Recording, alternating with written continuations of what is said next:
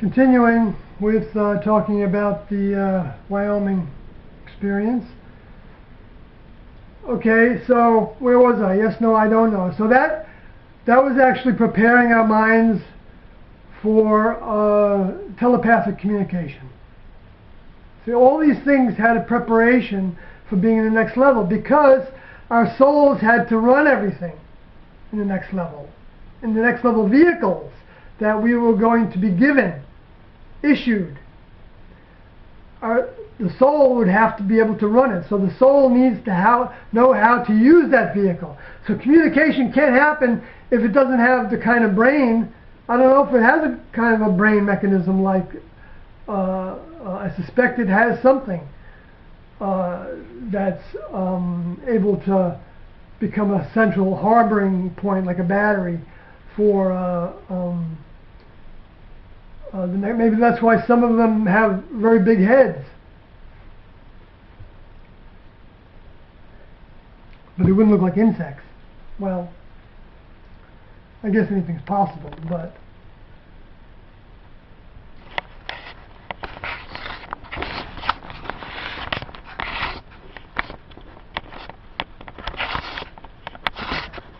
time. Okay.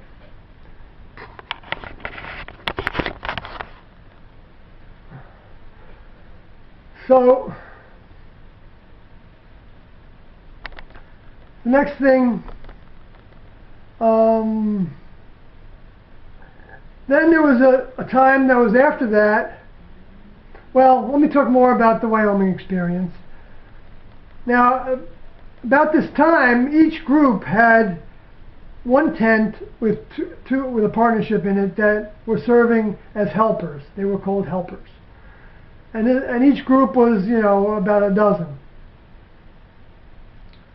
members. So there were about 5 or 6 tents to a group. And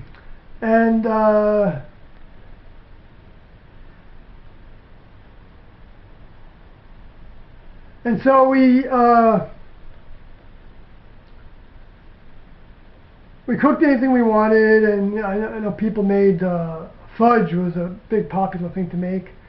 I made it maybe once, but it seemed like everywhere you went, you saw some of the same things that people learned when they went to a different tent. They learned how to make different things, So, but in any case, then there was a time when the helpers, because the helpers would report to Bo and Peep in their camp, and they were camped nearby, but probably a little further away, maybe across the highway. Sometimes they were across the highway, the interstate, from where we were camping, and they had a small group with them all the time, which was generally like 3 partnerships, and then all the helpers from all different groups, which would have ended up being about 6 or 8, maybe 6 groups. So it had another 6 partnerships that would, on a daily basis, or more often than that if necessary, go to that camp to give a briefing and update on the problems that they had in the camp and any of the problems that happened between partners. Because if you had a problem with your partner that you couldn't resolve, then you would go to the helpers and talk about it, and the helpers would relay that back to Bo and Peep, and then the helpers might bring a message back to us, to the camp, and might have a little meeting where they give the information out, and then or what would usually happen is periodically T and Do would set up a meeting, and then they would talk about these same things, so that people would get it firsthand as well. They were very thorough about that, and at this point we weren't recording the meetings, or if we were, I don't remember seeing them. However, but there are a lot of meetings recorded, and Carlin has access to them. Carlin posted them on a file sharing site, and ask XF Checker or Carlin, if you know Carlin's address, or myself, for access to those meeting tapes, and we'll certainly give you the site for them. I forgot the site's name, but it's FileShare something. If you look up like Heaven's Gate under FileShare.com or whatever it is, I think you might find it. They are charging, but it's the site that's charging. It's not Carlin. He didn't know it was charging because at first he was able to just put them up there for free. So, but they are giving us a service, so I guess they deserve some compensation. But you can hear all the meetings that T&O gave. You can get a real good feel because they're all the meetings from way back then, the 80s and 70s, late 70s and 80s. Now, as a result of the things that were going on in the group, apparently some were still having sex, some were still smoking pot, and some might have been drinking some alcohol. I don't know that for sure, but I know pot and sex was, at least in a small way, still happening. So T&O had a meeting where they said those are all no-nos. But before they did that, they had the helpers meet with every individual individually. So I sat, my helpers were Norody and Echo. Their names then were Nora and Echo. And because we hadn't been given Odie names yet. We weren't, Odie represented being adopted, and I'll talk about that later. Because I don't want to lose track of where I am. I want to make this somewhat of a cohesive story on the timeline. So,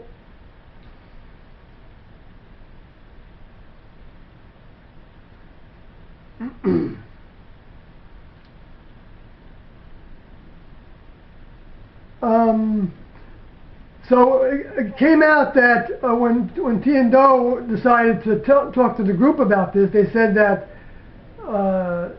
if you were doing those things, then you needed to leave or stop doing them. And so then that was the end of that. So then as a result, then when we changed campgrounds, we were starting to go south because it was getting cold. We got snowed on in Wyoming in that campground. T&O were practical. They weren't going to just stick it out in the snow when they didn't have to. And so we headed south, and our first stop was in Utah, northern Utah, where we camped as a group. So it was a pretty large group with a lot of cars and a lot of tents, you know, going south. We did it in a caravan, and T&O in the front. And they taught us how to follow and how to, you know, how to travel in a caravan. So you don't lose track of the person behind you. So, you know, and all stuff like that. So you always have to keep them in eye shot. And then, and turns, of course you have to stop so that the person, anyway, can figure it out. But there were lessons to be learned about traveling, which I'll talk about another time, which also had to do with focus. Well, let me just say that when T was driving down the road, Doe said that she could see a nickel, like on a 4-lane highway, going down the road at 55, which they allowed us to go 2 or 3 miles above the speed limit. That was their rule. And the reason they had that rule was to not get tickets. That's agree with your adversary when you're in the way with them, otherwise you end up in the court, and otherwise you'll end up in jail, and you'll pay for the end, right? You can play that out in bigger and bigger things, right? So,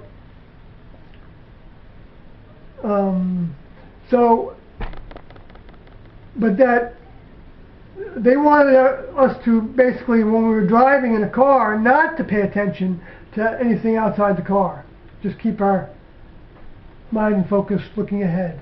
Doesn't mean that, you know, we couldn't see what we were seeing in front of us, or, you know, if we had certain exercises we could do, or if there was some reading that we could do, we could do that. I don't remember having reading material, actually, but I know I must have had some because I had the statements. I just don't remember that much about that. But they didn't tell us what we couldn't do, I don't think, at that point. because they were working us up to giving our all.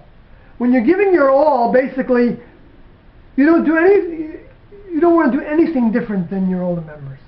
They're complete dictators. The difference between them and a real dictator is they're only doing it because you say you want it. And they make us say we want it. And they watch how we say we want it by the way in which we do it. And how we accept the criticism. And how defensive we are. And those are all telltale signs of whether we really want it. Okay? So they're a dictator because they've got the program. We don't want the program. Go somewhere else. And that's exactly what they did. On the way to Utah, at the second place we stopped, which was in Tooele in the mountains, right alongside the naval proving ground where they shoot off guns and cannons and stuff that explode in the air, which we watched from above them because it was so high in the elevation. Anyway, at that campground, I learned that a big part of the group went to one place and a smaller group of 19 members went to another place. And Tiendo came to our group, the bigger group, and said, you guys make the first, you all made, no, not guys, they didn't use slang. They said, you all made the first cut. That was the first I didn't even really register that it was a cut. Like as if I had made the team. But in Tiendo's mind, they didn't want anybody that wasn't going to try their hardest to do the job. To earn a place on the crew. Because they're real. They're not playing harps in heaven, sitting on a cloud, judging everybody, or sitting on a cloud, feeling wonderful. You know. I mean, I like to, nothing against dancing and feeling wonderful, okay? I'm not knocking that. But what I'm knocking is the degree that Lucifer has twisted everything to where people don't have any idea what the next level is about, but what they think is that it can't be real, in the sense that I'm talking about it. We actually converse with people, you work out problems, you're not told everything to do, every detail, you're left with a lot of flexibility in how you make decisions on any task that you're assigned, and you do that with check partners, or you do that with crews, you do that with having access to your older member sometimes, through your crew leader or through directly, depending on what the task is. If your older member gives you a task that's just you and the older member, then like Jesus had, not belittling the task. I don't know how long it takes before the older member trusts one of his own to do that kind of a task. That's not an easy task. But it doesn't mean that's the hardest task either. But I don't know. I have no idea. To me, that's as hard of a task as I can imagine, which I didn't always think. I thought I wanted that task. And then when I realized what that task really entailed, I knew that I just wasn't even close to having the capacity of keeping that kind of focus and keeping all the discarnates that are knocking at your door all the time to try to get you off the track in any little way or any big way. And so that's why they'll say, yes, be celibate. Be celibate and you'll be closer to God. It's not the celibacy that brings you closer to God. It's doing it for the right people. It's doing it for them. And it's doing it for yourself, of course, because you're going to graduate from it. So it's trusting them enough, it's having faith enough in them that you're willing to do it so that you can have the end result. You don't get anything from being celibate in itself. Well, I take that back. I'm not saying that holding in, I believe that holding in that energy, that's let go, that creative energy, that's let go, that's represented by the reproductive system and its hormones, estrogen, testosterone, egg and sperm, okay? which is largely made up of those hormones. Yeah, you can artificially take those hormones and you can have all this power that you got to get rid of in some fashion, right? Or you can take it and you can even hold it in and channel it to lift yourself up. See, that would be using it the Luciferian way, which would be using it so that you have more power of mind, and you will probably have more current and more consciousness and more awareness if you keep on also, well, if you had received that consciousness in a time past, like the Luciferians did, because they had a soul, and that soul was filled with a certain amount of next level mind that actually made it more of a dense soul, had it more power in it, and that also relates to information and what they know, because knowledge is power also. If you know something can be done, then it's easier to develop ways to do it. If you don't know it can be done, then you don't really know how to think about how to do it. So if you don't know you can exceed the speed of light, how can you try to think about it? But if you think you can meet the speed of light, you can think about it in all the terms that light gives you.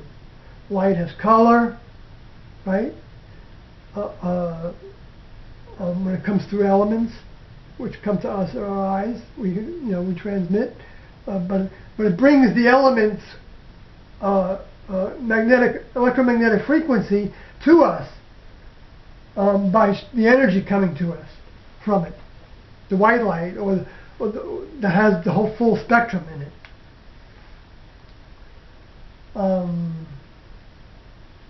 So I guess it's a combination of white and dark, because if it isn't dark, well, that's the absorption of it all. I don't know. I'm getting off the track here, but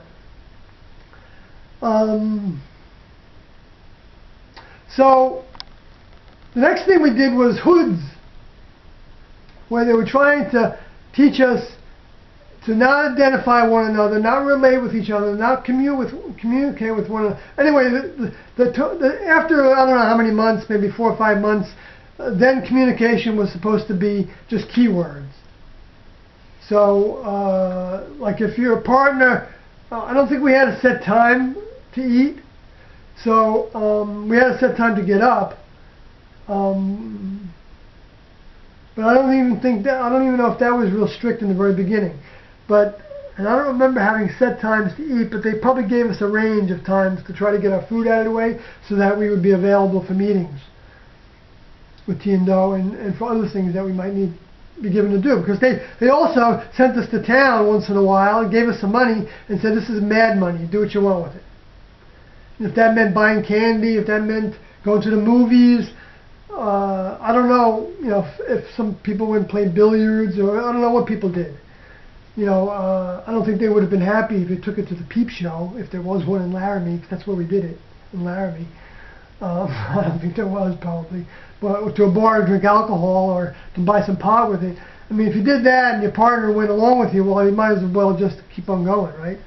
Or come back and get your stuff, pack up and leave. Because eventually that was going to be noticed and you weren't going to get away with it. And you weren't going to stop. So anyway, so Tiendo ended up separating out the people. But where was I? I lost track of where I was there.